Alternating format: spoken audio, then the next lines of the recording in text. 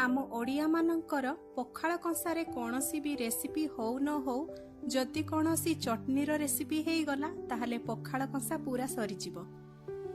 मु आज आनी आपणक पई महाराष्ट्र सबुठु फेमस गोटे चटनीर रेसिपी। आशा करे आपण मानकु वीडियोटी भल लागिबो ताहले ऐड करनियंतु आपणकर चटनी रेसिपी रे एई नुवा रेसिपीटी। रेसिपीटी जानिया पई वीडियो को प्रथम रु शेष पर्यंत देखंतु। मो चैनल को जदि सब्सक्राइब करनाती सब्सक्राइब करिनेबे। नमस्कार, जय जगन्नाथ। मो चैनल सिचिन्स एंड बाइट्स रे आपण समस्तंको स्वागत जणाउछि। महाराष्ट्र एई चटनीर ना होची ठेचा चटनी। तबे चलंतु बनेबा एई रेसिपीटी। नाटी जेते कष्टकर लागिले मध्य रेसिपीटी बहुत सिंपल। देखंतु मु चटनी पाई एठी गैस ऊपर पैन बसै नेछि। पैन गरम हेई गला परे मु एठी गोटे बड़ चामच रिफाइन तेल पकै नेछि। एई रेसिपी रे खूब कम इंग्रेडिएंट लागे, किंतु आपण जदि बनै की खाइबे आपण जानि परिबे बहुत मजादार आ टेस्टी ए चटनीटी। एठी हमर तेल गरम हेई गला, सेइथिरे आमे फुटे नबा अथा छोट चामच जीरा को। जीरा हमर भल भाबरे फुटी साला परे सेइथिरे आमे बादाम ऐड कर दबा। एठी मु गोटे मुठा बादाम ऐड करिछि। एठी मु फाळ बादाम नेछि, आपण चाहिले गोटा बादाम मध्य नै परिबे। फ्लेम को एठी आमे लो रखिबा आ बादाम को आमे स्लाइड रोस्ट करिबा। बादाम पकै सारला परे आमे सेइथिरे पकेइबा कंचा लंका। आपण निज राग खाइबा मुताबक कंचा लंका को एठी ऐड करिवे। एबे एई सब जिनिस को आमे लो फ्लेम रे स्लाइड रोस्ट करिबा, जेमिति कि हमर बादाम टिके लाल हे जिवो।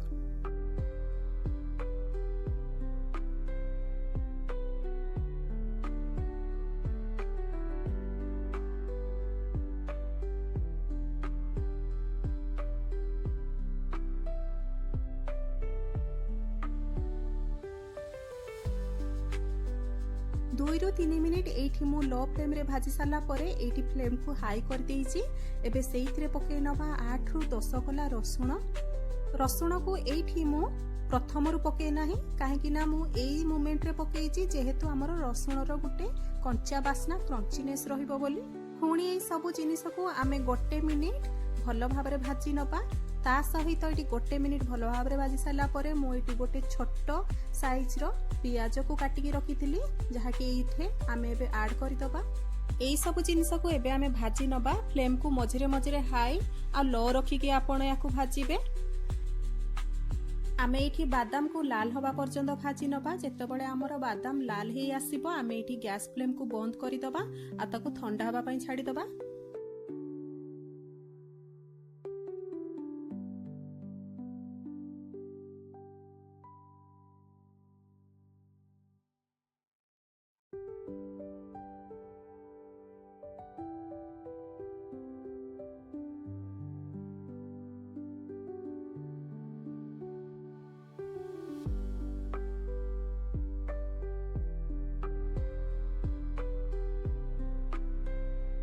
एई मोमेंट रे आपण देखि पारुथिबे बादाम हमर लाल हेई गलानी। आउ पियाज को आमे बेसी भाजीबा नाही, एमिति कंचा कंचा रखिबा। एबे ताकू छाडी दबा ठंडा हबा पई। एई चटनी को आमे फाइन पेस्ट करिबा नाही, एई चटनी को आमे खद खदड़ करी रखिबा। सेति पई मु नेइ जाईची एठी गोटे छोट कुटण जागा को आपण चाहिले हेमदस्ता रे मध्ये कुटी पारिबे, नहले आपण शिलो रे मध्ये ताकू बाटी पारिबे। किंतु मने रखिथिबे ताकू बिल्कुल भी फाइन पेस्ट करिवे नाही, खदड़ पेस्ट रखिबे। ठंडा हो सारा परे देखंतु मु जो जगार ताकू कुटीबी सेइटी की मु ट्रांसफर करि नेइची। एबे सेइथिरे आमे केवल धनिया पत्र ऐड करिबा। धनिया पत्र आपण जेते मात्रा रे ऐड करिवे सेतिकी भलो। एठी धनिया पत्र आमे कंचा ऐड करिबा, बिल्कुल भी ताकू पैन रे पकेबे नाही, काहे कि ना हमर धनिया पत्र रो कंचा वासना हमर चटनी रो रेसिपी को आहुरी टेस्टी बनै दबो। ता सहित बहुत बढ़िया बासिबो। ता सहित एठी मु स्वाद अनुसार लूण देई देइची। एबे याकू सब खदड़ करिकि आमे बाटी नबा। ग्राइंडिंग न करी आपण जदि कोनसी शिलो रे किंबा कोनसी हेमदस्ता कुटीबा जगह रे आपण जदि चटनी प्रस्तुत कले किंबा कोनसी मसला प्रस्तुत कले कुटी कुटी की तार टेस्ट अलग आस्ताए, बहुत भलो टेस्ट आसी थाए। जदि आपणको पाखरे एमिति कोनसी जागा नथिबो किंबा कुटिया पई असुविधा लागुथुबो तेबे आपण ग्राइंडिंग मध्य करि परिबे, किंतु मने रखिथिबे ताकू खदड़ पेस्ट रखिबे। एठी देखंतु आमर चटनी प्रस्तुत होई गला।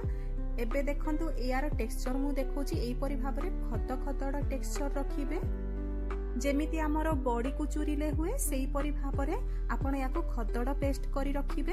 एबे सेइथिरे ऐड करदबा लेंबू रस। एठी मु फाळे लेंबूर रस को नेइची आ सेइथिरे ऐड करी देइची। भल भाबरे लेंबूर रस को आमे चटनी रे ऐड करी दबा। एबे प्रस्तुत होई गला आमर महाराष्ट्र सबुठु फेमस चटनी ठेचा चटनी। एई चटनी को आपण गरम भात सहित खाई पारिबे, किंतु तार असली मजा तो केवल पखाळ कषा सहित ही रहिबो। ताहले मो कथा मानि कि एई चटनी को आपण घरे बनांतु, निजे खांतु, परिवार वर्ग को खुआंतु। भिडियोटी भल लागिथिले लाइक टे निहाती करिवे। भिडियोटी भल लागिथिले सांगसाथी बंधु बांधव मानक सहित शेयर करिवे। मो चैनल को जदि सब्सक्राइब करि नाहंती सब्सक्राइब करि नेबे। पुणी देखा हबो गोटे नुआ रेसिपी भिडियो रे। नमस्कार, जय जगन्नाथ।